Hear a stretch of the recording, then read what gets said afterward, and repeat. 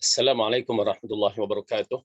Innal hamdalillah nahmaduhu wa nasta'inuhu wa nastaghfiruh wa na'udzu billahi min shururi anfusina wa min sayyiati a'malina. Man yahdihillahu fala mudilla lahu wa man yudlil fala hadiyalah.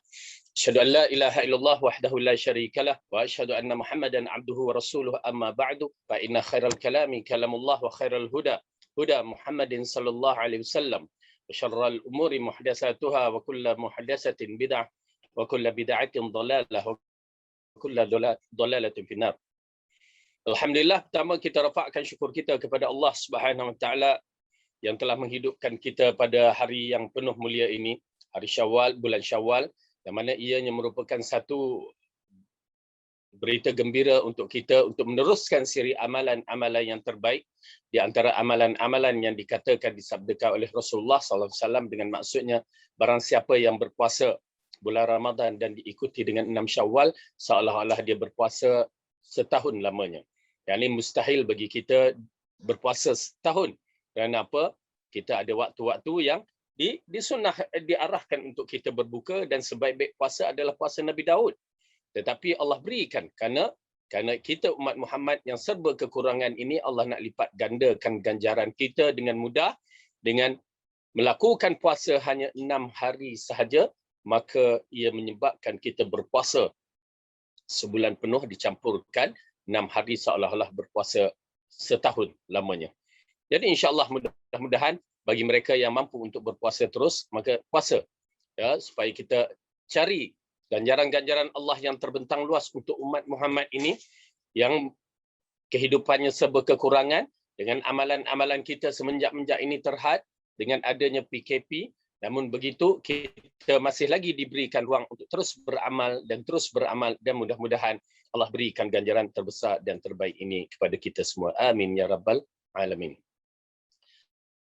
Jadi insya-Allah para jemaah yang dirahmati oleh Allah Subhanahu wa taala, kita berada di dalam majlis ilmu sekali lagi. Maka insya-Allah mudah-mudahan pertama hadis yang kita ketengahkan bagi penuntut dan pengajar ilmu bahawa Allah telah memberikan jalan mudah untuk kita menuju ke syurga. Man salaka tariqan yaltamasu fihi ilman sahalallahu lahu tariqan ilal jannah. Barang siapa yang berusaha untuk menuntut ilmu, maka Allah akan permudahkan baginya jalan ke syurga. Yang kedua, diikuti pula dengan kita mendapat para malaikat beristighfarkan untuk kita sehingga kan binatang di dalam lautan semut semuanya beristighfar untuk kita, mendoakan kebaikan untuk penuntut dan pengajar ilmu. Jadi ini adalah rahmat yang besar.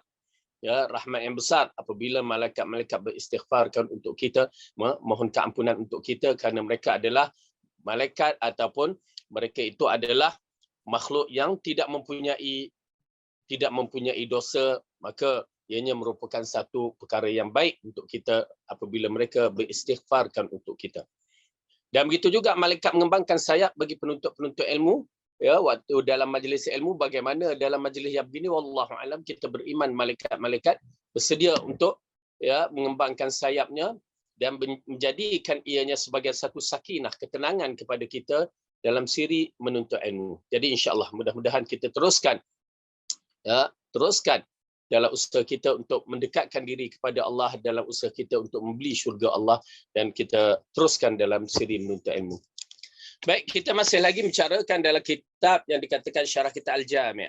Ya, Syarah Kitab Al-Jami' yang mana ianya merupakan kitab yang diambil dari kitab Ibn Hajar Al-Asqalani dalam Bulughul Maram, dikeluarkan dan ianya membahaskan beberapa perkara berkaitan dengan adab-adab ataupun akhlak Islamiah, ataupun kata istilah orang-orang setengah orang ialah kitab suluk sufi tasawuf, ya, kitab tasawuf. Ya, sebenarnya akhlak Islamiah. Baik, kita berada dalam bab yang ketiga. Bab yang ketiga, kitab Zuhud dan Wara', muka surat 101. Ya, kitab Zuhud dan Wara'. Dan kita lengkapkan ciri-ciri kita sebagai penuntut ilmu supaya lebih fokus. Dan mungkin di kalangan tuan-tuan dan perempuan belum makan, ambillah sedikit makanan, letakkan di tepi ke. Tapi janganlah sampai mengganggu kita belajar. Dan pasti yang paling penting, buku dan Al-Quran kena ada. Ya, buku dan Al-Quran untuk note-note kena ada. Dan ikhlaskan diri kita kepada Allah untuk menuntut ilmu. Ya, insya-Allah mudah-mudahan Allah bagi jalan yang terbaik. Baik, tajuk kita bab yang ketiga, zuhud dan wara'. Zuhud dan wara'. Dan kita telah bicarakan sedikit sebanyak tentang berkaitan dengan kalimah zuhud dan kalimah wara' ini banyak kepada kalimah at-taqwa. Ya. Di mana zuhud yang kita tahu bahawa zuhud ini ialah tidak meletakkan dunia di dalam hati kita. Ya, kita tak letakkan dunia dalam hati kita. Walaupun seseorang itu kaya, walaupun seseorang itu bagaimana kedudukannya, ya, maka dia tidak meletakkan dunia ini di dalam hatinya. Yang kita telah bicarakan sifat-sifat golongan yang terbaik dahulu seperti Osman Ibn Affan, ya, yang menginfakkan berbagai-bagai infak yang begitu dahsyat, terutamanya di waktu Perang Tabuk. Jutawan, million A, ya, billion A pun, ya, Osman Ibn Affan. Tetapi tidak pernah meletakkan hatinya pada dunia. Ya, bila Rasulullah katakan untuk perjuangan Islam menginfak, terus diinfakkan dengan nilaian yang tidak masuk di akal pada zaman sekarang. Tetapi itulah dia. Ya, itulah dia Osman. Yang mana dalam Perang Tabuk yang kita tahu dia menginfakkan 700 ekor unta. Diikuti dengan 300 ekor kuda perang. Ya, nampak tak? Jumlah itu terlalu besar sebenarnya. Terlalu besar. Bahkan diinfakkan dengan 100 dinar, 1000 dinar lagi. Jumlah yang begitu besar. Osman Ibn Affan, Abu Bakar, Omar, Abdurrahman Ibn Auf. Ya, ini semua mereka ini adalah golongan-golongan kaya yang tidak pernah meletakkan dunia di dalam hati mereka. Oleh kerana itu, kedudukan zuhud mereka itu adalah contoh yang terbaik. Tuan-tuan dan perempuan, kedudukan zuhud yang menjadi contoh kita adalah mereka. Bermulanya ketua mereka itu iaitu Rasulullah sallallahu alaihi wasallam. Masyarakat kita tersilap apabila menjadikan zuhud, mengambil zuhud ini daripada itu yang berlaku cerita wali-wali, ya, yang dikarangkan oleh orang-orang yang tidak bertanggungjawab dengan tidak ada sanad-sanadnya, dikaitkan seperti dengan Rabi'atun Adawiyah ataupun Hasan Al-Basri ataupun Al-Junaidi Al-Baghdadi ataupun Yazid Al-Bustami. Itu semua adalah cerita-cerita yang kita katakan tidak ada sanad satu. Apa dia sanad? Perawi-perawi itu tidak sahih, tak ada. Cerita yang dimunculkan daripada idea-idea diangkat-angkat lalu diagung-agungkan. Abdul Qadir Al-Jailani. Tak percaya tuan-tuan dan puan tanya siapa ketua wali. Mereka akan menyebutkan Abdul Qadir Al-Jailani. Ya, rahimahullah, lelaki yang soleh sebenarnya. Tetapi pemujaan mereka itu melampaui batas. Begitu juga dengan Rabi'atun Adawiyah, Al-Adawiyah. Ya, pemujaan yang begitu dahsyat. Junaid Al-Baghdadi. Jadi, tuan-tuan dan perempuan, satu cerita yang tidak berasaskan kesahihan ini dijadikan agama kepada kita untuk diikuti. Maka akhirnya penyelewengan itu berlaku. Sedangkan kalau tuan-tuan dan perempuan tanya kepada mereka siapakah ketua wali, mereka akan menyebutkan Syekh Abdul Qadir Al-Jailani. Sedangkan ketua wali itu adalah Rasulullah sallallahu alaihi wasallam dan para sahabat radhiyallahu anhum. Mereka itulah contoh. Tetapi disebabkan penyelewengan. Kalau tuan-tuan dan perempuan mengkaji balik sejarah bila muncul Abdul Qadir Al-Jailani, muncul kisah-kisah Junaid Al-Baghdadi. Ya, ianya berlaku selepas 100 tahun, 200 tahun, ya, kewafatan baginda sallallahu alaihi wasallam. Di waktu manusia dalam sama ada dia berada di dalam keadaan kemewahan, lepas tu selepas kerajaan Mongol jatuhkan Baghdad, manusia hidup dalam agama yang bercampur, ya. Kefahaman salah satu raja Mongol yang telah masuk Islam, ya, dia telah menganut menjadikan Islam agama Hindu dicampurkan, Kristian pun dicampurkan dan akhirnya Islam itu telah bercampur baur Kefahaman Hindu dimasukkan dalam kefahaman agama Islam. Kefahaman Parsi dimasukkan dalam kefahaman agama Islam. Dan akhirnya menyebabkan istilah zuhud berubah. Ya, istilah zuhud yang dimiliki oleh Rasulullah dan para sahabat berubah. Bila disebutkan zuhud, pergi duduk betapa di dalam gua. Bila disebutkan zuhud, memakai pakaian yang compang-camping. Bila dikatakan zuhud, berjalan tak berkasut dan berbagai bentuk-bentuk yang kita nampakkan ada unsur-unsur yang bukan datang daripada Islam, bahkan datang daripada negara-negara seperti India, seperti Parsi. Ya, kalau tuan-tuan menyaksikan bagaimana mereka membuat pertapaan mereka, ada yang angkat tangan sampai kesudahannya, kukunya panjang, rambutnya panjang, ada yang meletakkan kepala dalam tanah, ada yang ni pertapaan yang tidak disyariatkan dalam Islam. Ya, na'udzubillah min zalik. Dan saya nasihatkan supaya jangan mengikut semua cerita-cerita yang kita tidak jelas dengan sanadnya. Ya, cerita-cerita yang berkaitan dengan terutamanya kisah wali-wali. Saya nasihat sangat-sangat kerana saya pernah terjebak dalam bab ini. Saya pernah baca buku, kalau tak salah saya, 72 wali-wali Allah. Kita waktu tu tengah belajar di alam persekolahan, sekolah menengah. Berminatlah. Ya, kita nak berubah, nak jadi wali-wali, kita baca dan menyaksikan. Itulah yang saya ceritakan di antaranya Rabi'atun Adawiyah yang dikatakan Junaid al-Baghdadi dia pergi ke Mekah untuk melakukan tawaf. Sampai di Mekah untuk melakukan umrah. Sampai di Mekah, Kaabah tak ada. Tuan-tuan dan puan-puan, Kaabah tak ada. Dalam buku tu lah, dalam buku cerita yang tak bersanad ni, ya.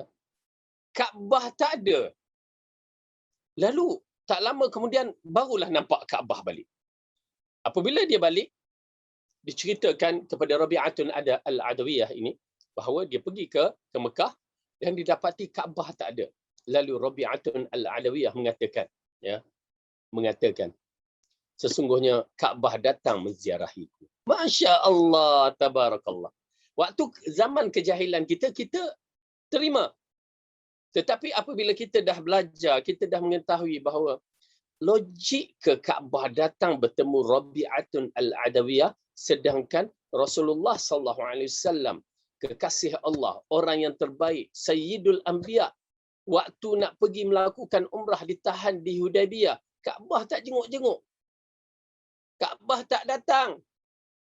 Tiba-tiba Rabi'atun Adawiyah yang tak ada apa-apa ni, ya, Kaabah boleh datang. Ini merupakan penyelewengan dalam cerita-cerita. Ya, na'udzubillah, bila cerita tidak bersanad, begitulah jadinya. Saya nasihatkan kepada tuan-tuan dan perempuan, jangan, boleh membaca, tapi saya tak galakkan baca. Kalau nak tengok cerita mengarut, bolehlah tengok.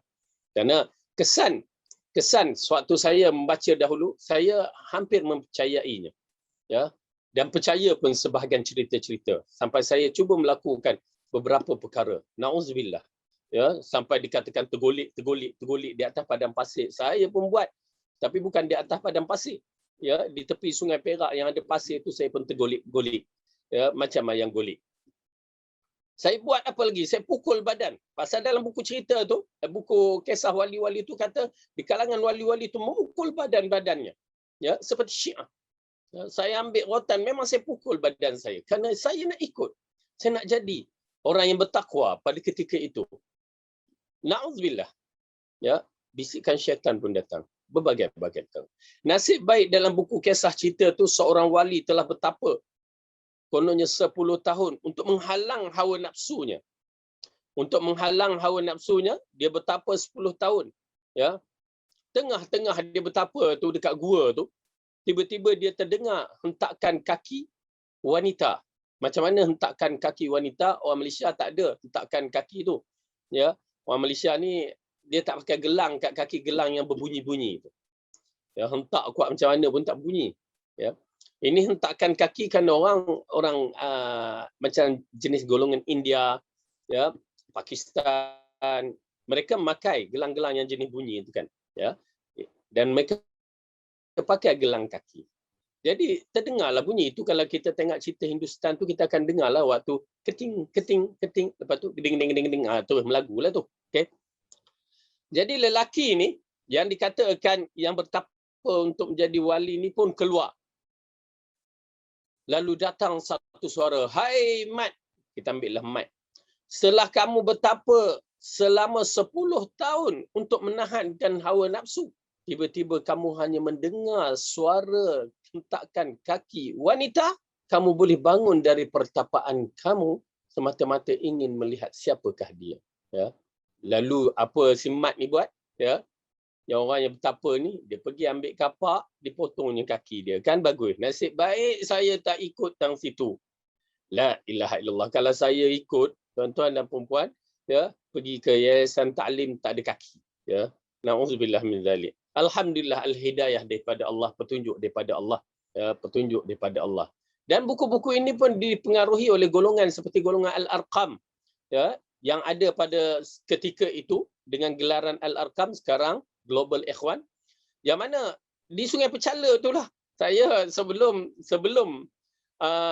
SPM saya dah sampai dah Sungai Pecala tu mengikut program mereka, ya, ikut program mereka untuk menjadi orang-orang yang seperti mereka harapkan. Na'udzubillah min zalik. Dan alhamdulillah Allah telah bagi petunjuk kepada saya supaya kita tidak mengikut golongan yang sesat itu, dan saya bertemu dengan kebenaran di atas jalan yang betul apabila saya pergi ke Pakistan. Amin.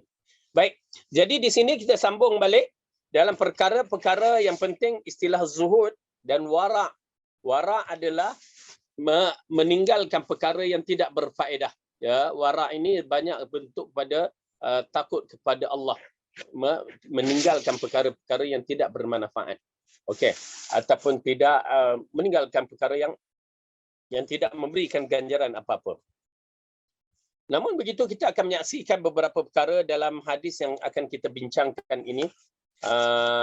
Hadis yang ke-30 dari An-Nu'man, waspada dari barang syubhah. Ya, tajuk besar dia waspada, berhati-hati dalam perkara-perkara yang syubhah. Apa dia perkara-perkara yang syubhah? Perkara-perkara yang meragu-ragukan, yang tidak jelas hukumnya. Ya, syubhah, perkara yang tidak jelas hukumnya. Macam Al-Quran juga, dia tidak syubhah, mutasyabihat, perkara yang tidak jelas perkara itu ada kaedah-kaedahnya. Macam di dalam Al-Quran, mutasyabihat, ayat mutasyabihat yang dikatakan ayat yang tidak jelas itu seperti disebutkan dalam surah Ali Imran. Ya. Dia bukan tidak jelas sebagaimana dianya di sisi Allah kita serahkan. Bagi orang yang beriman ada kaedah-kaedahnya. Oleh kerana itu dalam ayat-ayat Al-Quran, kalau tuan-tuan dan perempuan saksikan, ada perkara-perkara yang agak menarik. Yang mana seperti nombor-nombor, bilangan-bilangan kadang-kadang, ya, kalau kita tidak menjaga adab-adab kita dalam bab itu, berapa ramai orang boleh menjadikan diri mereka seperti orang kafir ataupun orang munafik. Hanya bab nombor, mempertikaikan, Allah letakkan malaikat, ya, bilangan tertentu. Mereka mempertikaikan. Kenapa nak mempertikaikan? Allah dia buatlah apa yang dia kehendaki. Itu je kaedah kita, senang je. Allah akan buat apa yang dia kehendakinya. Berapa banyak dia nak letak dia lah. Itu urusan dia. Tetapi yang jadi masalahnya kita ni yang banyak mempertikaikan urusan Allah. Baik, dalam surah Ali Imran kita tengok, ya, ayat yang ke-7. Ini mukaddimah di antara perkara yang jarang kita mengetahuinya. Tetapi itu adalah kaedah-kaedahnya. Baik, Allah berfirman ayat ke-7, A'udzu billahi minasyaitonir rajim. Muka surat 50. Huwallazi anzala 'alaikal kitaba minhu ayatun muhkamatun hunna ummul kitabi wa ukharu mutasyabihat.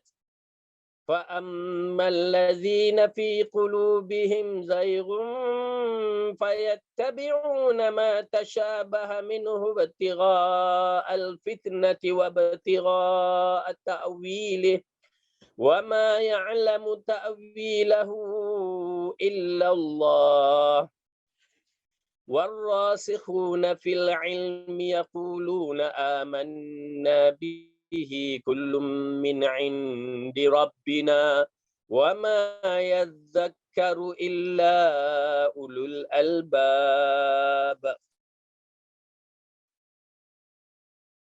Dialah yang menurunkan Alkitab, yakni Al-Quran kepadamu. Di antara isinya ada ayat-ayat muhkamat, itulah pokok isi Al-Quran, dan ada ayat-ayat mutasyabihat. Itu dia ayat-ayat mutasyabihat yang Allah katakan. Adapun orang yang di dalam hatinya condong kepada kesesatan. Lihat ya, poin ni.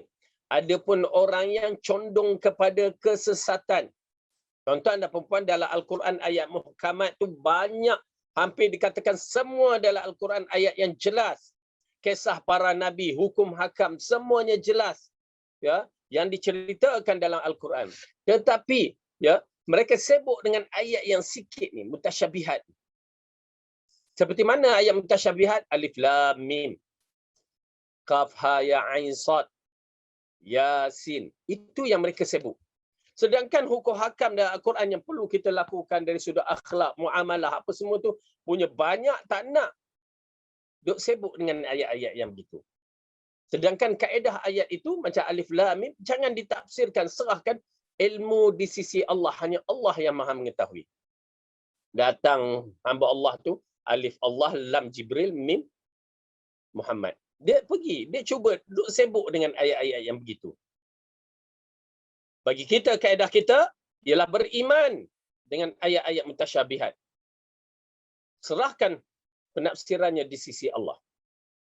Dan kita sibuk dengan ayat muhkamat, ayat yang jelas untuk kita lakukan. Okey, apa Allah katakan di sini? Adapun orang-orang yang di dalam hatinya condong kepada kesesatan, maka mereka mengikut sebahagian ayat-ayat yang mutasyabihat untuk menimbulkan fitnah dan untuk mencari-cari takwilnya. Itu dia. Mencari-cari takwilnya. Serahkan kepada Allah. Ayat mutasyabihat yang bentuk begitu. Bukan ayat mutasyabihat seperti yadullah, ya, fauqa aidihim. Itu bukan ayat mutasyabihat. Itu ayat yang jelas. Tapi hati mereka yang bermasalah dalam memahami ayat tersebut. Wajhullah al-Rahmanu ala arsyistawa. Itu ayat jelas. Ayat muhkam yang kita tahu akan apa yang Allah terangkan. Okey. Tetapi ayat mutasyabihat pada ayat yang seperti saya katakan tadi, padahal tidak ada yang mengetahui takwilnya melainkan Allah. Itu dia. Dan orang-orang yang mendalam ilmunya berkata, kami beriman kepada ayat-ayat yang mutasyabihat, semuanya itu dari sisi Tuhan kami, dan tidak dapat mengambil pelajaran daripadanya melainkan orang-orang yang berakal. Okey. Jadi begitu. Itu berkaitan dengan ayat-ayat yang sebenarnya Al-Quran disebutkan mutasyabihat, ayat yang begitu. Adapun di dalam bab hukum-hukum yang kita akan bicarakan ini, barang syubhah, ya, adalah satu perkara yang tidak jelas kedudukannya. Kenapa? Kerana syubhah ini sesuatu yang meragu-ragukan.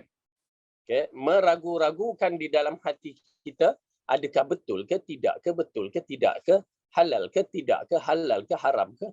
Dia jadi was-was kerana tak jelas. Okey. Maka di sini kita lihat pada hadis yang pertama, hadis yang ke-30 dalam bab ini, hadis yang pertama. Dari Abu Nu'man bin Bashir radhiyallahu anhu, dia berkata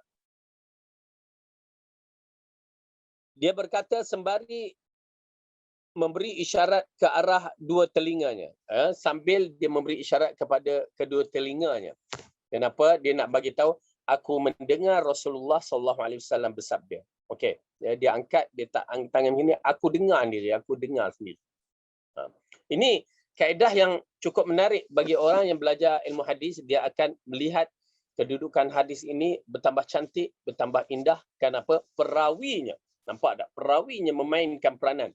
Dia meriwayat seperti mana dia melihat Rasulullah SAW lakukan, ataupun dia nak mengkonfirmkan perbuatan itu, dia akan mengisyaratkan sesuatu.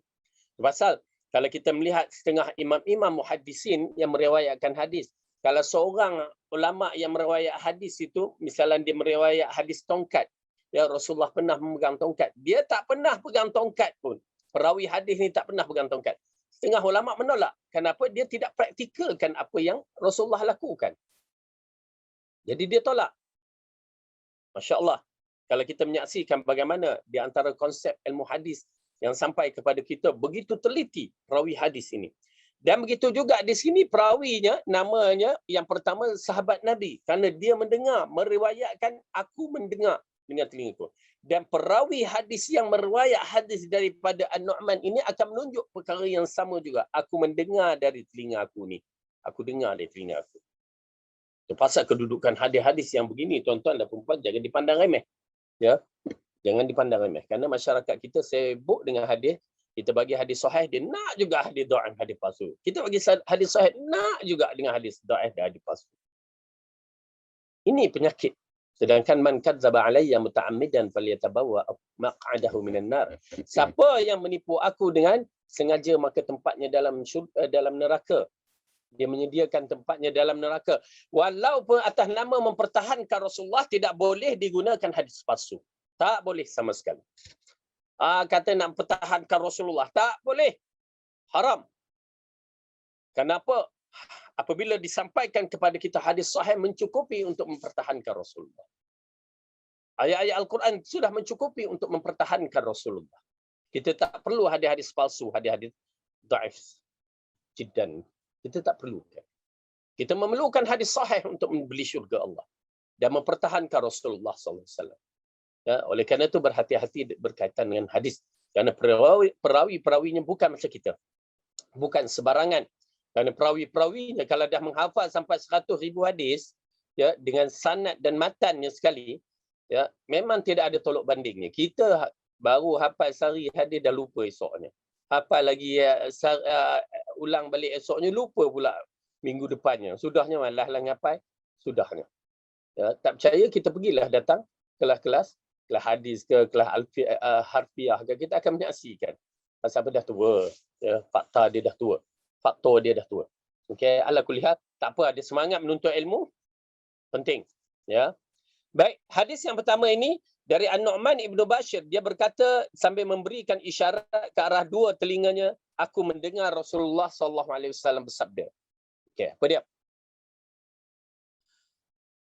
Innal halala bayyinun wa innal harama bayyinun wa ma bainahuma mushtabihatun la ya'lamuhunna katsirun minan nas faman ittaqa syubahati faqad istabra'a lidinihi wa 'irdihi wa man waqa'a fi syubahati waqa'a fil haram karra'i yar'a hawla al-hima yushiku an yaqa'a fihi ala wa inna likulli malakin hima ala inna wa inna himaya ala wa inna himallahi maharimuhu ala wa innal jasadi mudghatan idza salahat salaha jasadu kulluhu wa idza fasadat fasadal jasadu kulluhu ala wa hiya qalb.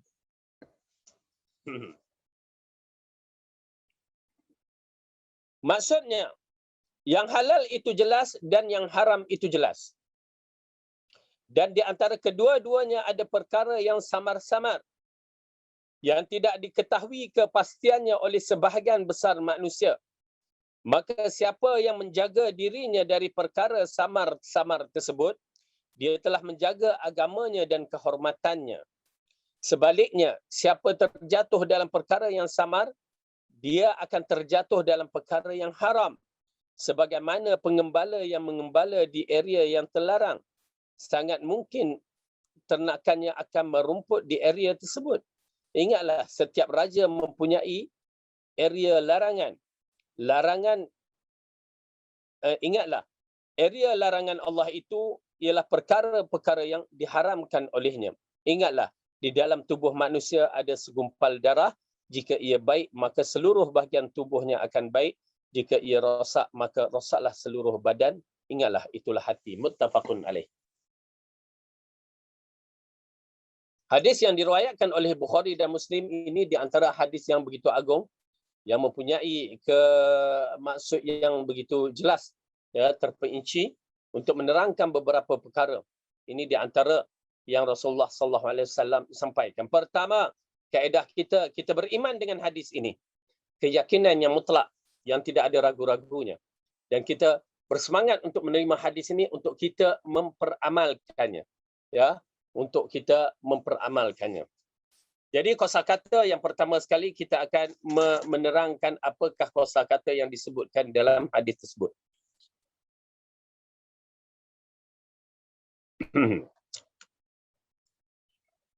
Mushtabihat dibaca dengan mendammahkan huruf mim, mensukunkan shin dan mengkasrahkan huruf ba. Dalam hal ini memang ada perkara-perkara tanpa ada kepastian artinya, status hukumnya tidak jelas. Maksudnya memang ada masalah yang diperselisihkan, dalilnya saling bertolak belakang atau pengertian maknanya saling meredaksi. Sikap menahan diri dari perkara-perkara yang tidak jelas ini disebutkan wara'. Okay, penting. Perkara yang tak jelas kita jauhkan, disebutkan wara'. Kenapa? Takut terlibat dalam perkara yang haram. Ingat ya, perkara yang haram. Ini kita berhadapan dengan beberapa perkara seperti perkara yang disebut-sebut sekarang vaksin apa semua, ya. Disebabkan kita berhadapan dengan perkara-perkara ini, bukan dia tidak menjadi masalah sebenarnya, tetapi disebabkan cerita akhirnya mengganggu pemikiran kita. Kita dah tak ada pertimbangan. Ya, kita tidak ada pertimbangan. Boleh ke tak boleh ke tak boleh. Fas'alu ahla dzikri in kuntum la ta'lamun. Itu je kaedah dia. Bertanyalah orang yang bidangnya jika kamu tidak mengetahui. Tapi semua pula yang muncul orang yang bidang. Kita katakan dalam bab ini, ya, suasana telah berlaku, peristiwa fitnah telah berlaku. Ya, Allah uji dengan wabak, maka carilah ubat. Dan mudah-mudahan, ya, apa yang diberikan kepada kita melalui vaksin ke apa tu, mudah-mudahan kebaikan. Ya, kita harapkan kerana mereka bidang. Ya. Tuan-tuan dan puan penting ni, ya, kaedah dalam orang yang nak menceritakan dalam bidang masing-masing. Kadang-kadang seorang ustaz tidak mampu untuk berbicaranya. Ya. Kenapa? Itu bukan bidang dia. Cuma kita menyaksikan kadang-kadang ada ustaz-ustaz yang terjarak untuk membicarakan tanpa bukan bidang. Oleh kerana itu berhati-hati dalam bab ini. Ittaqillah. Ittaqillah. Serah kepada orang yang ahli bidang dan biarkan orang yang ahli bidang berbicara dengan ulama-ulama dalam bab-bab yang begini. Oleh kerana itu bagi kita ianya sebenarnya tidak meragu-ragukan, tapi disebabkan cerita-cerita yang datang menjadikan dia meragu-ragukan. Yang berkaitan perkara ini yang berkaitan dalam sudut amalan, makanan, minuman, perbuatan, ya, yang boleh mendatangkan keraguan kepada kita. Suatu yang tak jelas, misalan kita beli ke makanan kan, tak jelas kedudukannya halal ke haram ke. Maka di saat itu lebih baik kita tinggalkan. Misalan alhamdulillah di dalam negara kita dan tersebar juga di luar negara kita pun, produk-produk yang Muslim punya, yang buatan itu, walaupun ditiru kadang-kadang oleh orang yang tak bertanggungjawab ni, produk-produk orang Muslim ada tulis halal. Yang ni produk yang halal ditulis halal. Walaupun kita tahu ada yang mengambil kesempatan dari produk logo halal yang dikeluarkan oleh JAKIM yang diiktirafkan itu. Ya. Namun kita mengatakan produk-produk ini amat penting jika ianya halal. Karena arahan Allah kepada kita untuk memakan makanan yang halal lagi baik. Ya, tuan-tuan dan puan-puan, cuba kita tengok di dalam suratul Baqarah, juzuk yang kedua, Allah mengarahkan kita ni supaya memakan makanan yang halal lagi baik. Okay. Allah berfirman dalam Al-Quran, A'udzubillahi minasyaitonirrajim, surah Al-Baqarah ayat 168. Ayat 168. Kalimah itu cukup penting. Kita jumpa.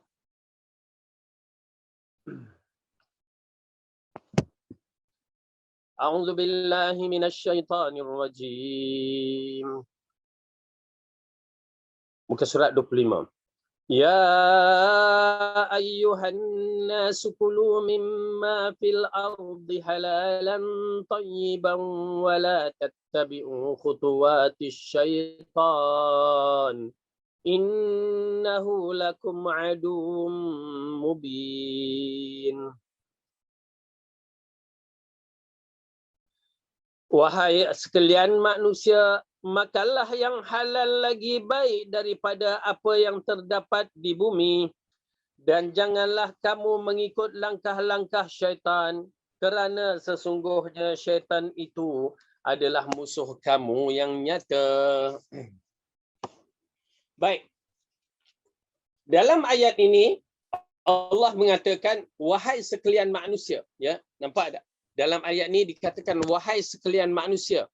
Allah mengisyaratkan kepada hamba-hambanya semua, tak kira kamu beriman ke tidak ke, Allah memberikan nasihat, wahai manusia, makanlah makanan yang halal dan tayyib. Okey? Makanlah makanan yang halalan wa tayyibat. Halalan tayyiban. Ya, ada halal tetapi tak tayyib. Misalan makanan-makanan yang dimakan oleh budak-budak kita ni lah, ya, makan makanan, orang kata apa, makan yang macam makan makanan segera ni lah, dia halal tapi dari sudut kesihatan tayyib tak tayyib, tidak baik, tidak sihat. Oleh kerana itu bila Allah menerangkan begini, bila makan yang halal, ambil yang tayyib juga. Semua makanan yang tayyib, okey, dan halal ini adalah yang terbaik. Halal tak tayyib, okey, boleh makan, tetapi dia akan datang side effect satu ketika nanti. Ya, kita pergi duk minum minuman yang macam Pepsi lah, apa lagi, minum gas, minum botol ni, ya, kesannya bagi orang muda kencing manis tu cerah masa depan. Ya, kita makanlah makanan yang nak cepat, mi segera ke, makan keropok tu ke, ya, dan insya-Allah masa depan cerah untuk kanser. Kalau selalu, maksudnya kalau selalu maintainkan. Okey. Baik. Jadi oleh kerana itu kita diarahkan makan yang halal dan tayyib. Okey. Oleh kerana itu perkara yang halal jelas, lagi tayyib ini jelas. Itu terpulang kepada kita. Apabila Rasulullah mengatakan yang halal itu jelas, yang haram itu jelas, kan. Jadi halal dan haram itu amat penting kita ketahui. Oleh kerana itu satu nasihat, kenapa kita beli Muslim produk dahulu, ya?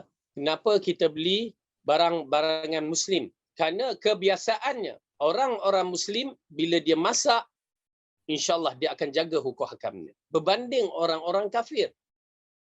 Itu pasal bila kita bicarakan, kita makan kedai-kedai makan, beli barang kedai-kedai orang Islam, lebih selesa. Kita katakan, kerana kita sebagai seorang Muslim, kita tahu bagaimana orang Islam masak. Kecuali lah kalau kita jenis tak bersih. Tetapi, bila orang Islam tu masak lain, kadang-kadang kita pergi ke kedai-kedai, na'udzubillah, kita rasakan tak selesa lah.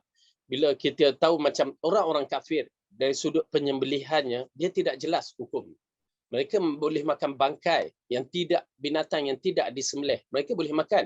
Oleh kerana itu bila mereka makan benda tu, mereka akan masak benda tu dan mereka akan campur apa juga. Itu yang kita menyaksikan. Ayam, itik, kambing, apa semua binatang mereka tu tidak disembelih kadang-kadang. Dan mereka memasukkan arak dalam siri masakan mereka. Oleh kerana itu berhati-hati untuk makan ke kedai kafir. Kita katakan memang kita jauhkan. Sebagai orang yang Muslim, kita akan cuba jauhkan. Kalau kita nakkan diri kita sebagai seorang yang wara', menjauhkan perkara-perkara yang tak jelas kepada kita. Orang-orang Hindu misalan, ya, orang kafir, orang Cina, ya, ada restoran-restoran dia. Kalau saya pun tak faham. Kami dulu, macam kita dulu dididik agak tidak pergi kerana mereka ni jenis orang yang tidak tahu tentang halal dan haram. Kita orang Islam tahu halal dan haram. Itu beza dia. Okay, walaupun tak glamour kedai makan tu, tetapi mereka ini tahu halal dan haram. Berbandingkan yang tidak glamour, yang glamour kedai makan, tetapi tidak tahu halal dan haram. Ya, baik. Istabra, okey, lidinihi wa irdihi, berasal dari kata al-bara'ah, iaitu berhati-hati dengan sikap ini. Setiap orang akan terbebas dari celaan syariat. Yakni kita berhati-hati daripada melakukan perkara supaya tidak tercela. Di samping dia juga terjaga kehormatannya dari celaan manusia. Irdihi. Dibaca dengan mengkasrahkan huruf ain. Kata al-ird artinya objek yang menjadi sasaran pujian atau celaan orang-orang. Yang menjadi faktor kadang-kadang membuat nama seseorang itu terangkat atau bahkan sebaliknya akan terjebak pada kehinaan. Inilah sifat yang membuat seorang dipuji atau dicela. Ya, ini terutamanya dalam bab-bab yang begini amat penting bagi guru-guru agama ataupun orang-orang yang mempunyai kedudukan. Dia kena jaga, ya, untuk menjaga kehormatan dia, menjaga maruah dia. Asalnya irdihi ini adalah maruah dia. Orang akan puji ataupun orang akan keji. Kalau kita jaga elok-elok, ya, insya-Allah orang akan puji. Oleh kerana itu para ulama dahulu amat berhati-hati dengan sifat perkataan perbuatan dia.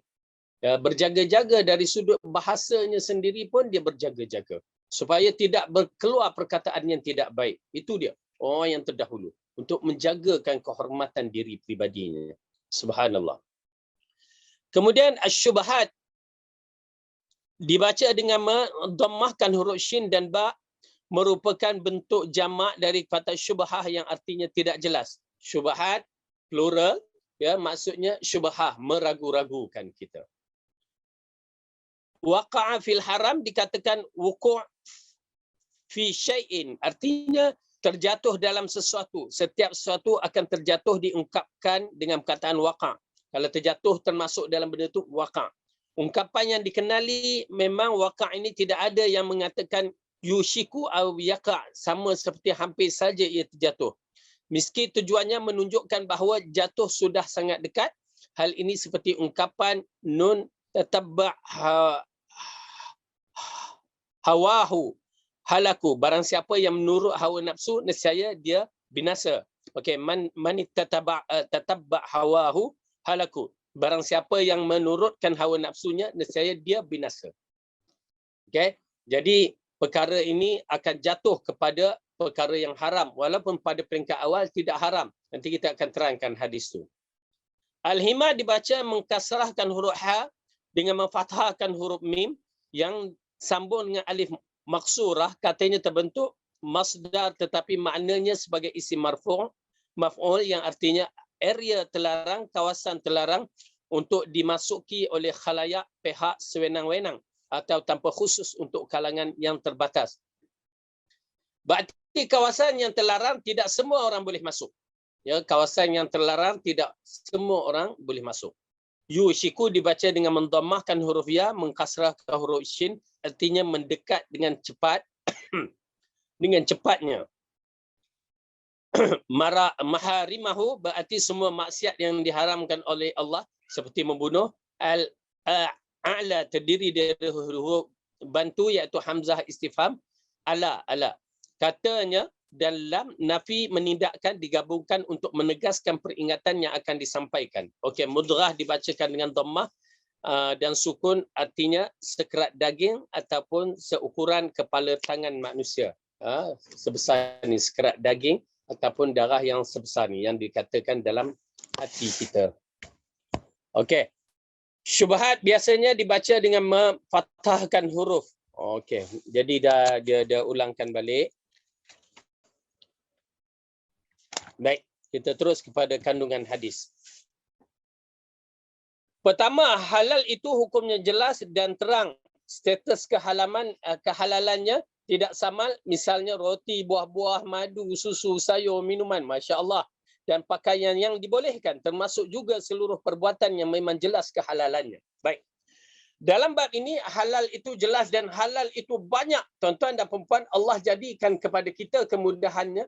Halal itu jelas, haram itu sedikit. Tetapi kenapa ramai yang cuba nak mengambilkan haram, meninggalkan yang halal? Itu persoalannya. Halal begitu jelas seperti kita katakan dalam ni buku ni katakan makanan-makanan boleh kata hampir 95% halal. Cuma tayyib dengan tak tayyib je lah. Ya, halalan tayyiban dengan halalan tak tayyib. Itu je. Kalau ikutkan 95% makanan di muka bumi ni, 98% pun kita boleh letakkan semuanya halal. kecuali sedikit saja yang diharamkan. Bayangkan, sebut air apa yang halal, ya? Macam-macam air yang kita minum, terutamanya air mineralnya, air apa dia? Air kotak, air tin, semuanya halal. Sebutlah jenama apa sekalipun kecuali atas jenama arak. Itu walaupun nama apa pun, kalau arak haram. Satu je, arak haram. Lain tu halal. Tapi orang duk pulun arak. Ya, itulah masalahnya. Jadi akhirnya bila kita terjebak dalam perkara yang begitu, ya, Allah dah kata halal terang, haram jelas. Terang-terang. Tetapi kenapa kita cuba nak juga yang haram? Begitu juga dalam sudut pakaian, halal, banyak halal, kecuali yang terbuka sana terbuka sini di depan khalayak ramai, ya. Yang kita katakan terbuka sana terbuka sini di depan khalayak ramai. Kalau dia duduk kat rumah dia dengan suami, lantak dia lah, tak menjadi masalah, ya.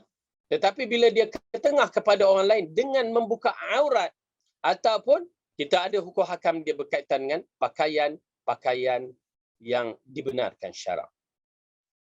Yang tak dibenar tu sedikit, yang dibenar tu bertimbun, tuan-tuan dan perempuan banyak.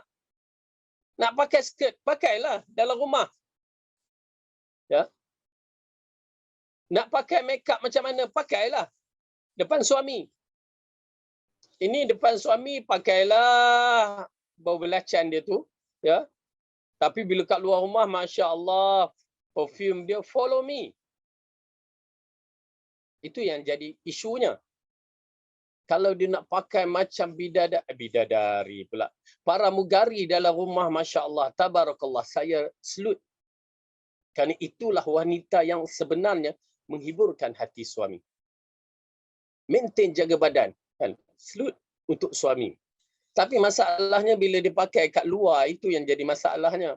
Dalam rumah, pakaian paling seksi berkemban, kata orang.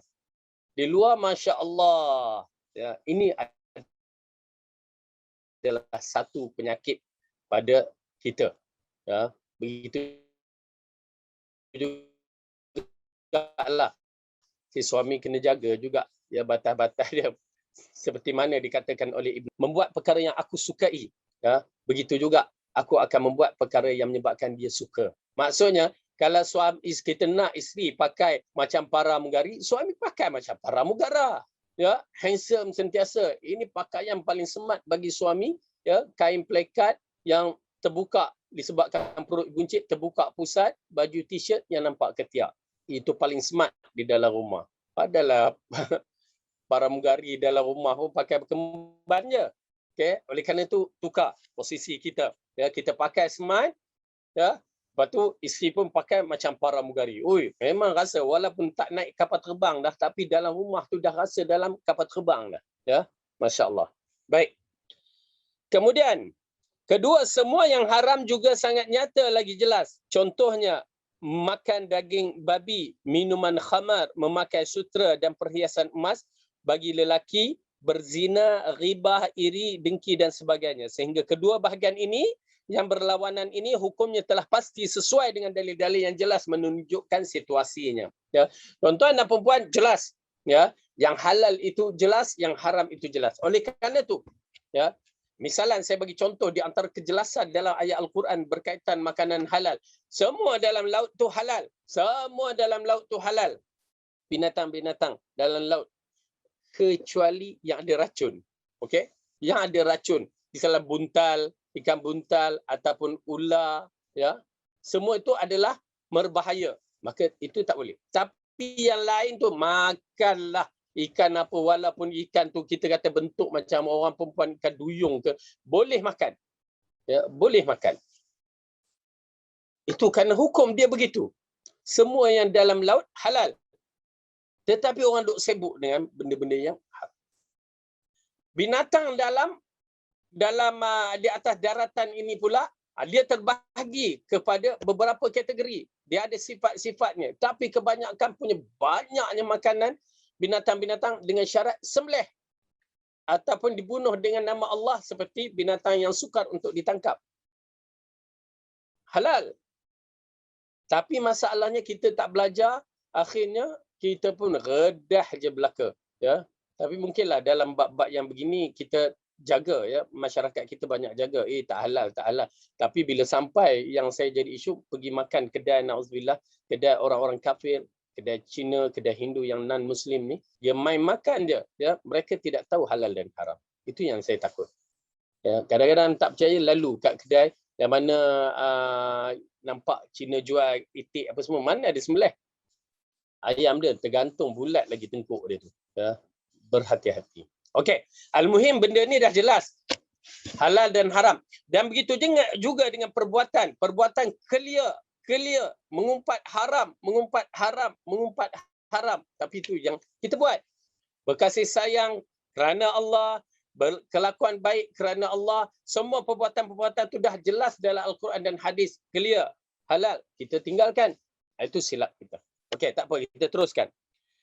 Ketiga, selain daripada kedua bahagian ini, ada bahagian ketiga, yang hukumnya sama-sama, kesamaran kerana beberapa sebab di antaranya. Okey, alhamdulillah di sini dia terangkan. Benda tu syubhah. Benda ni adalah meragu-ragukan. Okey? Bila benda-benda yang meragukan, apakah faktor yang menyebabkan dia menjadi satu benda yang ragu-ragu? Kalau benda dah jelas halal, kalau benda dah jelas haram, okey, memang kita tidak ada ragu-ragu. Tetapi di tengah-tengah itu benda yang meragu-ragukan. Nak kata dia ni halal, nak kata dia ni haram, tak tahu. Tapi nampak kepada halal, tapi nampak sekali pada haram. Cantik ada halal, tiba-tiba tengok ada pok pada kalimah tu. Macam mana pula tu halal? Ya? Yang kita tengok berapa sebaran-sebaran yang dilakukan. Takkan babi halal? Mana ada babi halal? Na'udzubillah. Oleh kerana itu kita berhati-hati dalam bab-bab yang begini. Tuan-tuan dan puan-puan, agak penting juga kita melihat apa ingredient yang terkandung pada bahan-bahan yang kita nak beli itu. Amat penting. Pasal pada zaman dulu tidak ada halal haram. Ya, saya teringat mak mentua saya minta saya belikan. Kita tak tahu, kita beli. Lepas tu bila dah masak ke apa, tengok ada tulah pok punya apa ni, ditulis jelas kat situ. Subhanallah, kata macam mana ni? Kan? Oleh kerana itu, kita berhati-hati. Baik, di sini kita lihat. Sebab yang pertama adalah kontradiksi antara satu dalil dengan dalil yang lain yang tidak ada kemungkinan untuk dipersatukan dan tidak ada peluang untuk mentarjihkan. Ketidakjelasan dalil ini lantas menjadikan haknya setiap mujtahid untuk menentukan hukumnya. Barang siapa dalam menentukan hukumnya perkara tersebut masih tersamar bagi mereka, maka status hukumnya menjadi syubhah untuknya. Jika keadaannya memang sedemikian, maka sebagai sifat berhati-hati adalah dengan tidak mengerjakannya. Okey, sesuatu yang agak tidak jelas. Ya, apabila dikatakan pertembungan antara dalil dengan dalil. Ya, dia tidak bagi misal pula seperti mana yang disebutkan ini. Ya, pasal pertembungan. Cuma saya bagi contoh dalam bab-bab ini setengah ulama, tetapi ini kadang-kadang kalau kita tidak menyelami keadaan ulama pada zaman silam, kita pun takkan faham. Seperti kenapa bahagian mazhab Hanafi misalnya, mereka udang, ketam, kerang, semua binatang-binatang selain daripada bentuk ikan yang kita tengok ni, ya, kecuali ikan pari, ya, bagi mereka setengah yang fanatik mengharamkan, setengah yang melonggar tu memakruhkan saja, tapi kebanyakannya memakruhkan syadid, makruh yang sangat-sangat. Ya, waktu saya belajar di Pakistan dulu, ya, agak menarik dalam bab ni. Ya, kalau nak beli udang pergi je, kerang takkan jumpa. Beli udang pergi ke pasar dia, lalu kita beli dengan harga yang terlalu murah sangat-sangat. Bak kata orang, okey, sekilo RM2, RM3, depa bagi macam tu je. Udang. Itu sebelum hotel mula membangun dengan ni lah. Maksudnya foreigner datang apa semua. Udang bagi mereka makruh. Dan jual pun ala kadar. Kemudian kami pergi ke fishery, tempat pelabuhan penangkapan ikan tu. Kita nak beli ikan pari besar. Berapa dia jual? La ilaha illallah, murahnya.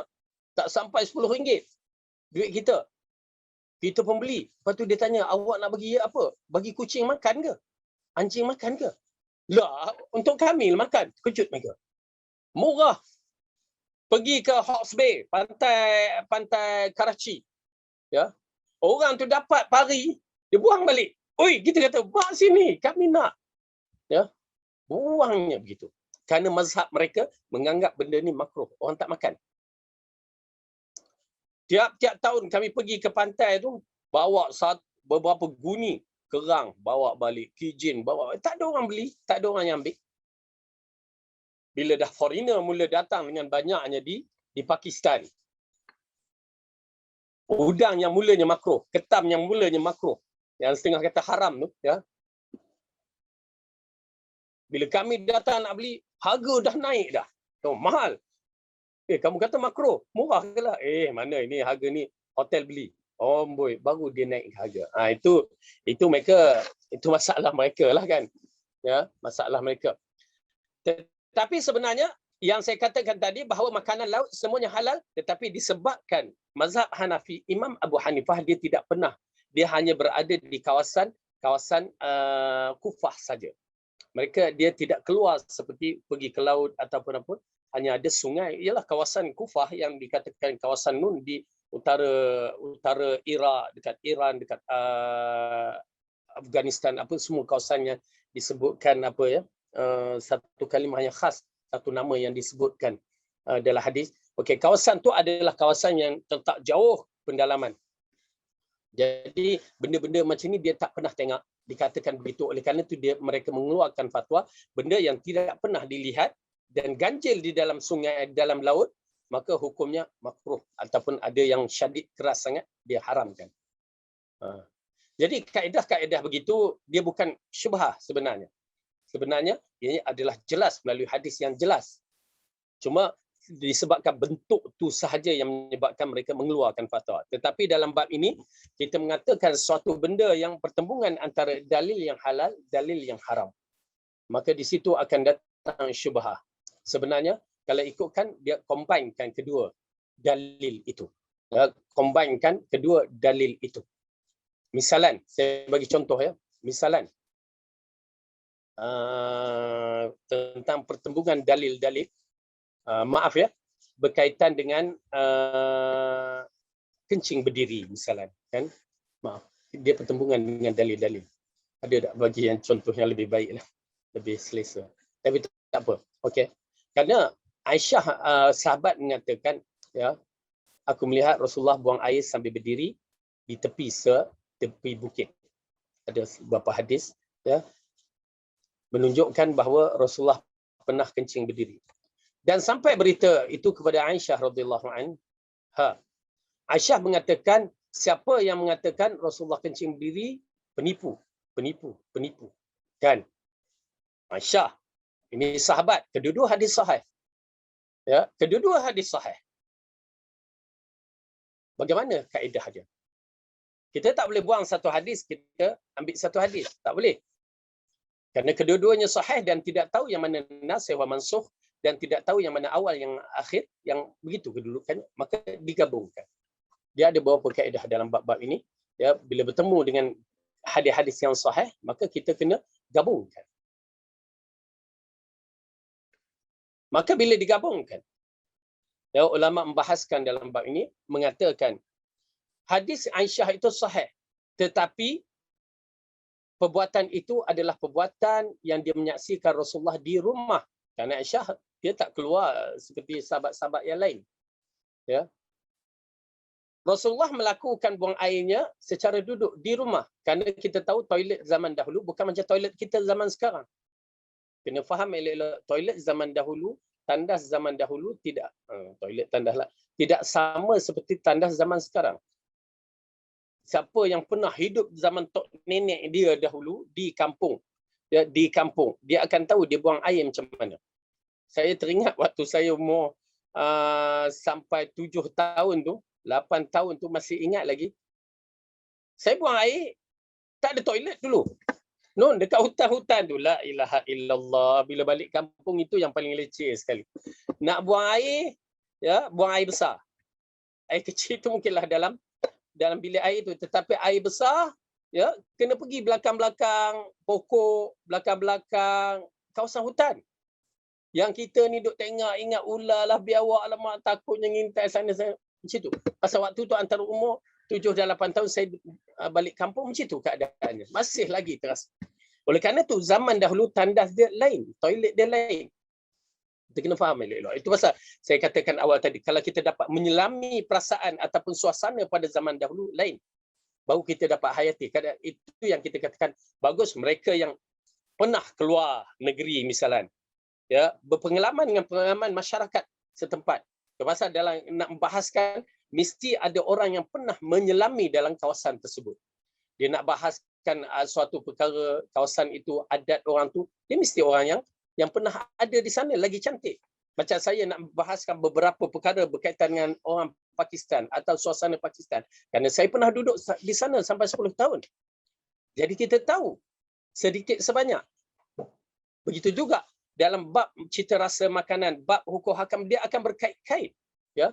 Bab kabilah-kabilah, semua tu amat penting untuk bagi orang yang pernah berada dan mereka tenggelam dalam bab ini. Orang nak bicarakan bab pesakit coronavirus, misalnya. Kalau kita ni hanya sekadar, doktor kata gitu. Tapi kalau orang yang dah kena sakit, yang dikatakan ada 5 stage tu, ya, kalau ada seorang tu sakit, dia mampu untuk menceritakan. Kamu cerita tak betul tu, aku yang kena sakit, aku tahulah. Kan? Macam tu kaedah. Okey, begitu juga dalam bab yang begini. Okey. Jadi bila dikumpulkan dua hadis tu, Aisyah betul. Kenapa Rasulullah memang tak buang air berdiri dalam tandas rumah dia, ya, toilet yang bukan macam toilet kita. Betul apa yang dikatakan. Tetapi sahabat juga betul melalui hadis yang saya katakan tadi bahawa Rasulullah membuang air di tepi bukit. Yang sahabat nampak daripada jauh Rasulullah berdiri, ya, berarti dia buang air, ya, di tepi bukit. Dan ada juga yang Rasulullah buang air duduk di luar sana melalui hadis Ibnu Umar dan beberapa hadis yang lain. Okey, mengisyaratkan ulama mengumpulkan kedua-dua hadis ini, buang air berdiri pun ada hujah dia. Dibenarkan, tapi dengan syarat. Dia berkaitan dengan syarat. Ya, disebabkan mereka sahabat melihat dia Rasulullah di tepi bukit. Tapi kalau tak tepi bukit, Rasulullah duduk. Ya, ini mengisyaratkan bahawa jika seseorang, ya, lelaki yang ingin membuang air, maaflah saya terpaksa masuk hukum ini disebabkan pertemuan dua hadis, maka hukumnya digabungkan, boleh seseorang itu nak membuang air secara berdiri dengan syarat tidak ada percikan yang boleh kena kepada kaki ke tubuh badan yang menyebabkan najis pada pakaian. Itu dia hukum dia. Dan ulama mengumpaskan itu hukum dia. Ya, dibenarkan jika dia lihat air itu, air kencingnya tidak memercik pada tubuh badannya. Kenapa? Orang dahulu dia membawa, macam kita juga bawa pakai sembahyang, kan? Dan disebutkan pula hadis yang mengatakan tidaklah diseksa orang ini, dianggap perkara itu kecil. Apa dia? Ghibah, mengumpat dan juga buang air. Disebabkan buang air, ulama mengatakan sebab percikan itu kena kepada pakaiannya, lalu dia bawa dalam solatnya. Okey, baik. Jadi itu dia pertemuan dalil. Jadi dalam bab ini, bila pertemuan dalil-dalil yang halal ke haram ke, saya tidak pasti apakah sebut jika makanan. Dan perbuatan, jika perbuatan, ya, apa dia? Kita akan saksikan jugalah kalau diterangkan nanti. B. Sebab kedua adalah perbezaan pendapat di kalangan ulama yang saling bertolak belakang. Di dalam perkara ini, maka jadilah haknya para mukallid pengikut mazhab yang tidak mampu beristinbat dengan dalil dan menentukan pilihan untuk diikuti. Maka sikap berhati-hati dalam masalah ini adalah dengan menjauhinya. Okey. Sikap berhati-hati dalam perkara ini disebabkan ulama berijtihad. Okey, pertama, kenapa ulama berijtihad? Tuan-tuan dan puan-puan, jika dalil Al-Quran dan hadis jelas, ulama tidak boleh berijtihad. Siapa pun tak boleh ijtihad. Ijma' ulama, dikatakan ijma' ulama, sepakat ulama. Hadis jelas. Ayat Quran jelas. Ayat Al-Quran jelas sampai kepada ulama. Oleh kerana itu kita menyaksikan para ulama telah menghafal Al-Quran dalam usia 40 tahun. 40 tahun. 10 tahun kebanyakannya. Sebelum 10 tahun dah habis dah Al-Quran. Jadi mereka dapat, tetapi yang menjadi isunya hadis. Kerana apa? Hadis ini tidak sampai pada 3 kurun yang terbaik ini. Hadis ini secara kasar tidak menyeluruh ulama mengumpulkannya. Disebabkan para sahabat ada yang duduk di Mesir, ada duduk di Syam, ada duduk di Kufah, ada duduk di Yaman. Jadi tempat yang berjauh-jauhan di Mekah, di ini kan. Dan zaman dulu dengan tidak ada teknologi nak mengumpulkan hadis. Munculnya pengumpulan hadis pada generasi yang kedua dengan secara pukal, yakni secara banyaknya, secara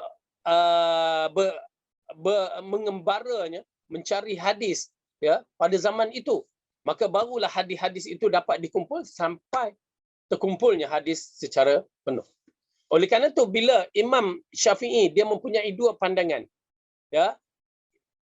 Pandangan yang dikatakan qaul qadim dan qaul jadid. Pandangan dahulu dan pandangan baru. Kerana sewaktu dia di Baghdad, qaul qadim, masyhur dengan qaul qadim dia. Tetapi bila dia pergi ke Mesir, dia menjadikan qaul jadid. Pandangan ijtihad dia. Kenapa? Dia bertemu dengan hadis-hadis yang baru. Kerana ada sahabat di sana yang mana mereka dapat kumpulkan hadis tersebut dan dia keluarkan ijtihad. Oleh kerana itu, tuan-tuan dan puan-puan, ulama akan berselisih pandangan bila kita sebut ulama ini yang utamanya ulama yang masyhur 4 mazhab ini. Sedangkan pada zaman dahulu banyak mazhab. Dia ada mazhab Abdullah ibnu Mubarak, ibnu Sufyan ibnu Uyainah, mazhab Az-Zahiri, Daud Zahiri, mazhab berbagai-bagai mazhab banyak. Tetapi yang popular bagi kita 4 ni sahaja. Bagi orang sunnah 5. Ya. Zahiri. Okay. Yang pelajarinya. Okey. Jadi mazhab 4 ini yang macam Imam Asy-Syafi'i, Imam Malik, Imam Abu Hanifah, Imam Ahmad ini memang kita akan menyaksikan perbezaannya. Terutamanya mazhab Abu Hanifah yang duduknya jauh. Dan dia pula bukanlah orang yang jenis keluar. Dan juga begitu Imam Malik yang sentiasa duduk di Darul Hijrah, di bumi Madinah. Okey, macam Saidina Imam Syafi'i, dia berada di Baghdad, dia berada di Madinah, dia berada di Yaman, dia berada di mana di Mesir. Jadi perjalanan dia agak jauh dan banyak hadis-hadis terkumpul dengan dia. Dan apatah lagi Imam Ahmad memang masyhur dengan kehebatan imam yang besar. Yang mana ianya merupakan imam yang begitu hebat. Imam-imam ini merupakan rujukan. Namun begitu mereka manusia yang tidak dinafikan ada kelemahannya. Dan kelebihan mereka menghafal hadis-hadis, tetapi ada kadang-kadang hadis itu tidak ada pada dia, ada pada imam yang lain. Yang menyebabkan seperti Imam Bukhari merantau mencari hadis. Imam Muslim, Imam Ibnu Majah, ya, ulama hadis yang besar ni, yang bukan daripada bumi Arab ni, dari Imam Bukhari daripada Bukhara, Imam Muslim dari Samarkand, ya. Imam siapa lagi, Imam Tirmizi, ya, semua ini daripada imam-imam daripada luar, daripada bumi-bumi tan itulah, Tajikistan, Uzbekistan, tan itulah. Baik.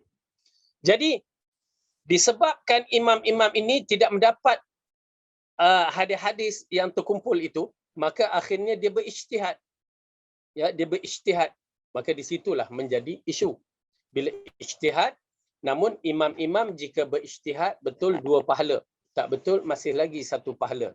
2 pahala itu betul, maka kita boleh ikut. Kalau yang tak betul, 1 pahala untuk dia, kita tak boleh ikut. Okey, itu kaedah dia. Imam-imam bila berijtihad, dia sama ada betul ataupun salah. Ingat ya kaedah ni, kita dilarang taksub kepada imam-imam, tapi kita kena hormat dia kerana mereka imam, dan kita kena tolak secara baik dengan ilmu, bukan memaki dan mengkritik dia secara tidak ilmiah. Okey, kerana imam, ingat tu imam, saya larang sangat kepada mereka-mereka yang baru belajar Sahih 2 nak mempertikaikan imam-imam ini dengan cara yang tak baik. Ya, jangan, kita baru belajar, mereka tu imam. Ya, Imam Syafi'i dalam usia 18 tahun dah boleh keluar fatwa. Ya. Imam Nawawi pun begitu, boleh mengeluarkan fatwa. Usia muda, imam-imam besar ni usia 20-an dah jadi imam, dah boleh mengeluarkan fatwa. Kita siapa berumur 18 tahun lepas SPM duk main game lagi. Ya, main apa kasut roda lagi. Rollerblade. Jadi mereka tu imam, kena hormati, kena beradab bila berbicara tentang imam-imam ni. Ya. Okey. Baik. Jadi dalam pertembungan imam-imam ni, oleh kerana tu kita jangan taksub siapa juga, tak termasuk dalam bab ustaz-ustaz kita pun. Walaupun ustaz di Yayasan Taklim ke, ustaz mana ke, Maulana ke, Tok Syekh ke apa, jangan ada taksub kerana taksub ini membutakan seseorang. Kita boleh hormat, dan jangan pula bila kita tak setuju ustaz tu kita fire dia. Jangan. Ya, kita kena ada adab. Dia berijtihad dan dia manusia yang tidak lari daripada betul dan salah. Maka kita selesaikan cara yang baik, ya, bukan dengan mengumpat, dengan memaki hamun. Jangan. Ya, itu adab dalam siri penuntut ilmu. Oleh kerana itu dasar taksub kita hilangkan, dasar mengkritik cara tak betul pun kita hilangkan. Buat secara beradab. Sebagaimana kita beradab dengan mak ayah kita, begitu juga beradab dengan guru-guru. Itu adab dia. Okey? Baik. Namun begitu, guru-guru jangan mengharapkan adab daripada anak-anak murid. Ingat tu, guru-guru kena terbuka berhadapan dengan karenah manusia. Okey. Jadi, bila tok guru, ustaz, syekh, imam-imam ni silap, kita tidak boleh ikut. Dia tak apa dapat pahala. Kalau kita ikut, kita akan berdosa. Kerana benda tak betul. Kita tahu dah. Maksudnya kita dah tahu tak betul. Tapi kalau kita tak tahu, itu lain cerita. Dan kalau dia betul, maka kita kena ikut. Okay, itu kaedah dia. Walau imam mana sekalipun. Walaupun kita di Malaysia masyhur dengan mazhab Syafi'i, kalau imam itu daripada mazhab Hanafi, Hambali, Maliki, maka kita boleh ikut. Tak menjadi masalah. Kalau perkara itu betul. Ya. Jadi oleh kerana itu, kaedah ini amat penting bagi kita untuk memahami kaedah kenapa? Sebab kedua, adanya perbezaan pendapat di kalangan umat. Ulama yang saling bertolak belakang dalam perkara ini menjadi haknya para mukallid. Kita ni mukallid sebenarnya. Tetapi biasakan dengan mukallid ni pengikut. Pengikut mazhab. Kita ni mukallid. Hatta saya pun masih lagi mukallid. Ya? Kerana saya tak mampu berijtihad. Tetapi mukallid kita dengan dalil. Maksudnya kita menerima imam ni kata dengan dalil. Berarti kita tidak terikat dengan satu mazhab, tetapi kita dengar yang mana paling tepat. Ini pula kaedah yang amat penting. Tuan-tuan dan puan-puan, kadang-kadang dia terbahagi kepada mukallid ni terbahagi kepada dua. Ya. Mukallid yang nak mencari kebenaran, dan yang kedua mukallid yang nak mencari pelepasan. Lain. Mencari kebenaran dengan mencari pelepasan lain. Dia mukallid mencari kebenaran, dia cuba tengok, perhatikan ulama ni berbahas dan dia cuba buat khulasah dan dia kata yang mana lebih tepat, lebih dekat dengan kebenaran ataupun dengan apa yang Rasulullah nak. Apa yang Allah nak. Itu mukallid dari sudut kebenaran. Mencari kebenaran. Ada pun mukallid untuk cari pelepasan, dia cari yang mana mudah, yang mana ada dalil. Ya, ada imam ni kata, jom kita ikut je. Lah, yang sana lebih jelas, tak ada. Ni ada dalil. Ikut. Itu yang jadi masalah tu. Ya. Kalau mukallid yang menjadikan jalan untuk melepaskan diri, maka kita katakan apa ya kita nak katakan, ittaqillah lah. Ya, agama ini bukan untuk dipermainkan begitu. Agama ini untuk menjadi hamba Allah. Kita diarahkan untuk menjadi hamba Allah.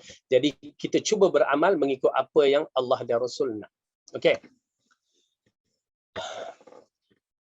Dikatakan begitu, beristimbat dengan dalil yang menentukan pilihannya untuk diikuti. Maka sikap berhati-hati dalam masalah ini adalah dengan menjauhkan. Jadi kalau kita mukallid, kita dah tengok dalil diterangkan itu agak jelas, tak bertepatan dengan hadis, okey, maka kita ikut yang benar. Termasuk dalam perbahasan masalah mengangkat tangan kan.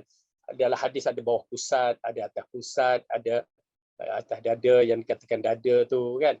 Jadi memang ada hadis, dua hadis, tetapi pertembungan itu bila kita mengkaji dari sudut sanad dia, hadis bawah pusat tu dhaif kan. Maka kita ambil yang sahih. Jangan disebabkan fanatik mazhab kita teruskan. Ya, istilah Hanafi mereka meletakkan bawah pusat. Ini di antara masalah mereka. Ya, mukallid yang fanatik pada mazhab. Itu ada masalah dia lain. Ya, tuan-tuan dan puan-puan, macam saya macam saya katakan, kami pernah duduk di Pakistan, kita dah tahu bahawa Hanafi satu ketika pernah mazhab Syafi'i dituduh sebagai kafir. Ya, satu ketika dulu. yang mengikut cerita-cerita orang di sana, yang pernah dikatakan kafir disebabkan perbezaan mazhab sahaja. Oleh kerana itu kita kata jangan fanatik begitu sekali. Dan bukan itu saja, zaman-zaman dahulu, bahkan pada zaman waktu kami belajar di Pakistan dahulu pun kita mendengar misalnya berlaku pembunuhan di Afghanistan disebabkan perbezaan mazhab sahaja. Ya. Di Afghanistan lagi dahsyatlah. Perbezaan mereka dahsyat. Ya. Okey. Jadi oleh kerana itu berhati-hati dalam menjadi taklid. Boleh jadi taklid tetapi taklid dengan dalil. Ya, mentaklid dengan dalil supaya kita tidak lari daripada kebenaran. Kalau taklid pada imam semata-mata kita takut sesat yang menyebabkan kita ikut membuta tuli. Tapi kalau taklid dengan mengikut Al-Quran dan As-Sunnah, yakni dengan dalil, maka insya-Allah kita akan selamat. Memang kita tahap taklid. Ya. Tetapi itulah taklid dengan dalil. Sebab ketiga, adanya larangan yang hanya didasarkan hadis-hadis dhaif yang dapat menimbulkan keraguan saat-saat menentukan status hukumnya. Ini pun satu disebabkan kebanyakan muncul berkaitan dengan hadis dhaif. Hadis dhaif saja. Jadi orang yang tidak macam kita orang awam ni, ya, kita tidak mahir dalam ilmu hadis. Maka kita ikut. Jadi kita pun dapat tahu ada hadis dhaif. Misalnya kita pun dulu mana tahu hadis dhaif ke sahih apa. Hadis tu kita tak kisah, kita beramal. Tetapi apabila kita dah tahu, maka kita kena kembali kepada hadis yang sahih. Bila kita tahu hadis tu dhaif, maka kita kena tinggalkan hadis dhaif. Kaedah dia bila bertemu dengan hadis sahih, hadis dhaif walaupun dhaif mutayassar, yang dikatakan dhaif ringan, maka kita dahulukan hadis sahih. Itu kaedah dia. Dulukan hadis sahih bila bertemu dengan hadis dhaif yang ringan. Kalau hadis dhaif yang berat tu memang tak payah ambil lah, ya. Tapi hadis dhaif yang ringan, dulukan hadis sahih. Jangan kita, apa salahnya ustaz? Apa salah? Jangan tuan-tuan dan puan-puan kita berbicara dengan Rasulullah. Jangan ambil yang daripada Rasulullah yang tak original, tak clear original. Jangan beradab kita dengan Rasulullah. Ini masalah golongan-golongan yang kononnya cinta atas nama Rasulullah tu, tapi bila sampai hadis-hadis yang begini, mereka jadi tak kenal Rasulullah tu sebenar. Mereka sanggup mengambil hadis dhaif meninggalkan hadis sahih. Itu masalah. Itu ilmu lah. Ya, ilmu. Jadi kaedah dia ambil hadis sahih, tinggalkan hadis dhaif. Ya. Okey, baik. Sebab keempat, semua perkara yang bersifat makruh, hal ini memang merupakan sarana paling cepat untuk terjerumus kepada sesuatu yang haram. Maka jika seseorang telah terjaga atau tidak suka dari perkara-perkara yang makruh, tentu menjadi berat baginya untuk melangkahkan kaki dan melakukan sebuah kemaksiatan. Inilah benteng terkokoh yang memisahkan antara dia dan kemaksiatan. Okey, yang disebutkan perkara-perkara ini makruh. Dan ulama dalam mengistilahkan, dalam usul fiqh pun ada perbahasan berkaitan dengan masalah makruh. Makruh tahrimi, ada makruh yang dikatakan haram. Setengah pendapat ulama ada makruh yang dikategorikan haram. Bila diistilahkan, kadang-kadang kita ni tak belajar, kita ni kata makruh. Sedangkan ulama tu mengatakan makruh itu makruh tahrim, makruh haram. Ada yang makruh yang kita faham. Makruh ni ya meninggalkan lebih baik, kan?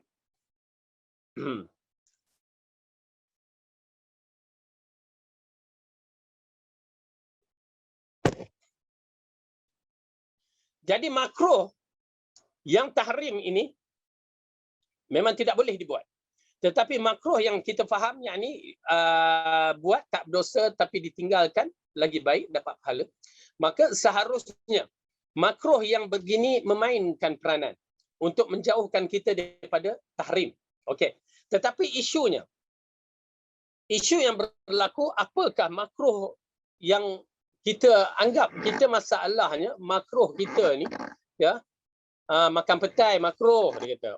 Ustaz tak boleh makan petai makruh. Lah, ustaz tengah selera nak makan ni, dia kata makruh. Aduh, kan? Ustaz tak boleh makan jering misalnya. Ustaz tak boleh makan tempoyak yang mana keluar-keluar bau ni, kan? Ya. Maka hukumnya bagi masyarakat kita yang tak faham, makruh. Bagaimana datangnya makruh yang begitu?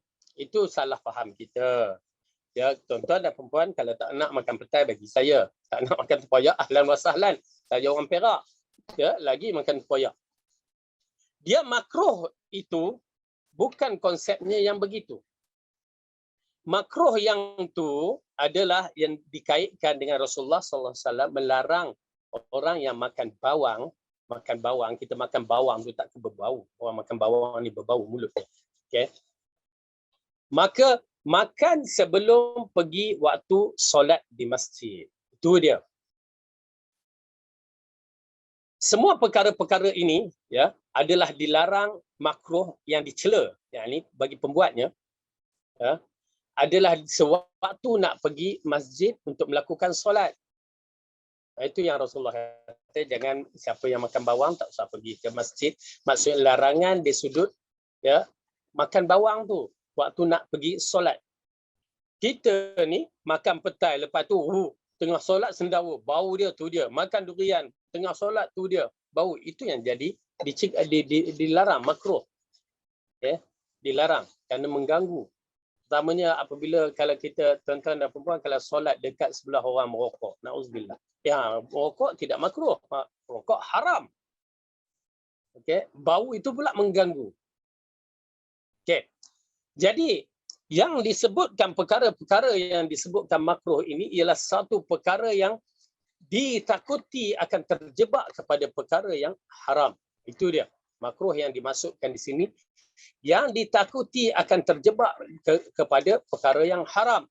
Makan petai, tuan-tuan dan perempuan akan terjebak kepada perkara yang haram. Asalnya tak terjebak kan? Makanlah banyak mana. Kan? Melainkan dia sakit perut dia, angin. Ataupun makan tempoyak, makan belacan punya banyak. Okay? Jadi perkara-perkara yang begini seharusnya yang disebutkan makruh ini adalah suatu yang tidak jelas keharamannya, hampir-hampir kepada haram. Yang ditakuti itu macam isu saya katakan makan di kedai orang yang non-Muslim. Makan ikan mungkin juga tak menjadi isu sangat, tetapi makan ayam, makan daging, tang situ kan non-Muslim dia tidak kira daging tu halal ataupun haram. Ya. Dia akan ambil dan dia akan masak, kita pergi makan daging. Tang situ yang jadi isu.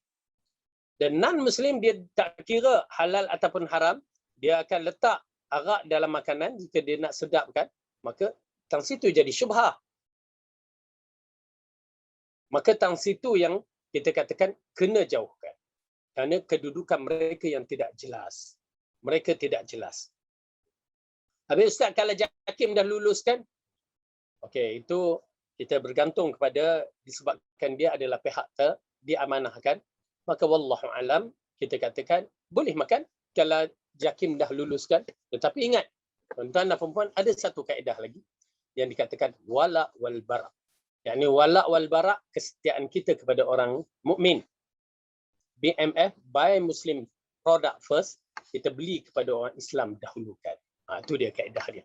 Ya, nak makan, makanlah kedai orang Islam. Lebih afdal lah, lebih aula, lebih selamat. Bagi saya, lebih selamat. Wallah. Okay. Jadi perkara-perkara makruh ini adalah had yang amat penting. Kalau ikutkan dalam kitab ini adalah had yang amat penting untuk menentukan kedudukan itu halal ataupun haram. Lebih baik, lebih jelas ya untuk kita tinggalkan. Ya.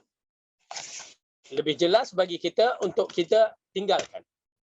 Kenapa? Kedudukan yang begitu mungkin kalau kita jebak juga kita akan terjebak dalam masalah haram. Dan isu-isu yang berlaku, ada yang bertanya tentang berkaitan dengan insurans apa semua. Yang tu di antara perkara yang perlu diperincikan oleh pakar-pakar.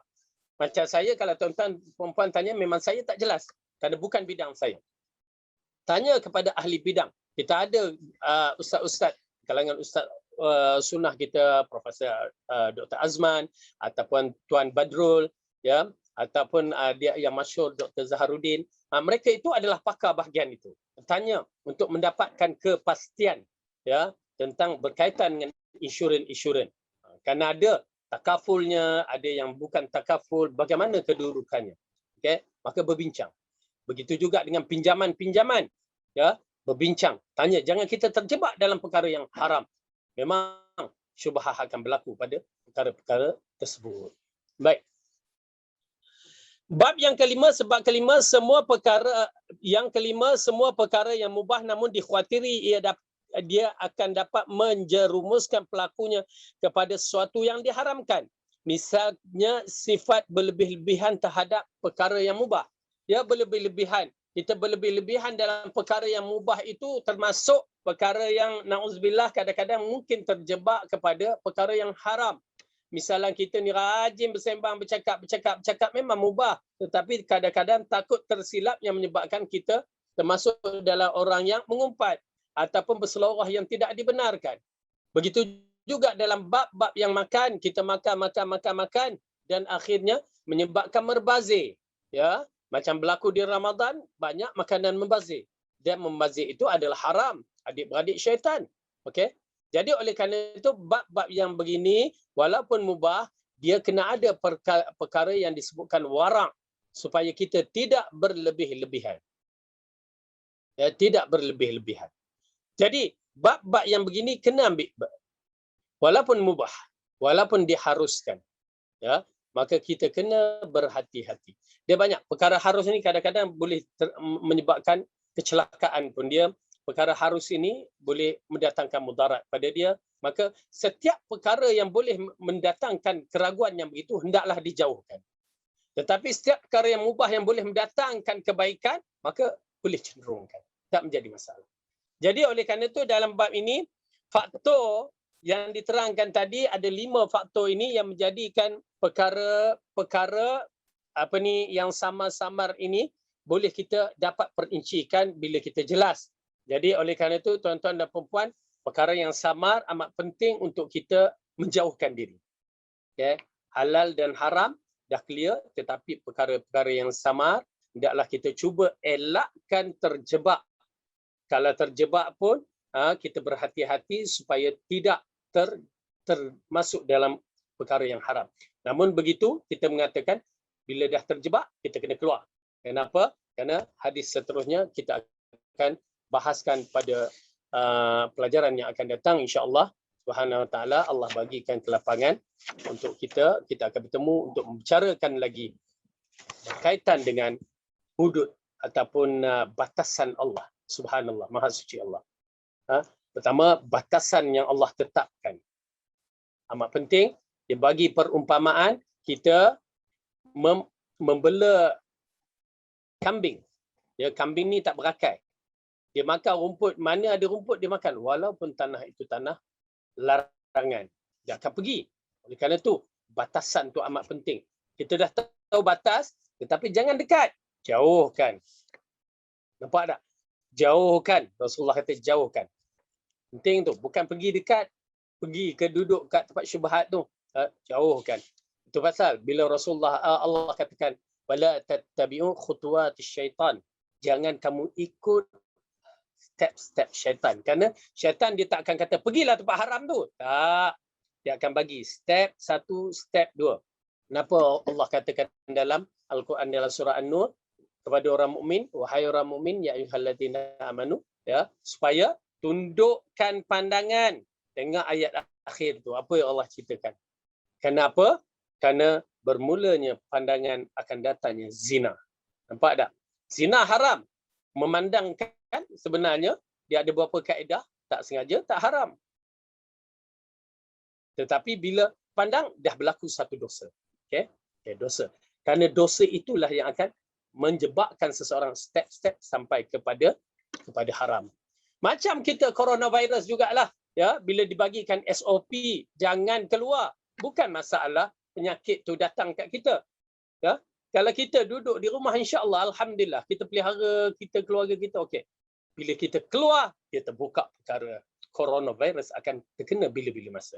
Kerana di luar tu berbagai-bagai orang. Bila kita dah termasuk, maaf kata, tu yang jadi pada sekarang ni 6,000 lebih yang kena coronavirus. Jadi mudah-mudahan Allah pelihara kita daripada penyakit syubhah yang begini. Kita minta Allah pelihara kita dari terjebak dalam perkara-perkara yang haram dan kita minta Allah berikan kita petunjuk kekuatan untuk melakukan perkara-perkara yang baik dan halal dan kita minta Allah lindungkan diri kita ya daripada coronavirus dan wabak penyakit dan Allah berikanlah wabak ini kepada orang-orang kafir ataupun orang-orang yang tidak beriman kepadanya. Amin ya rabbal alamin.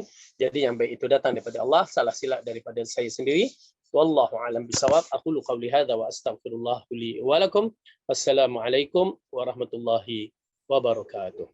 Subhanakallah.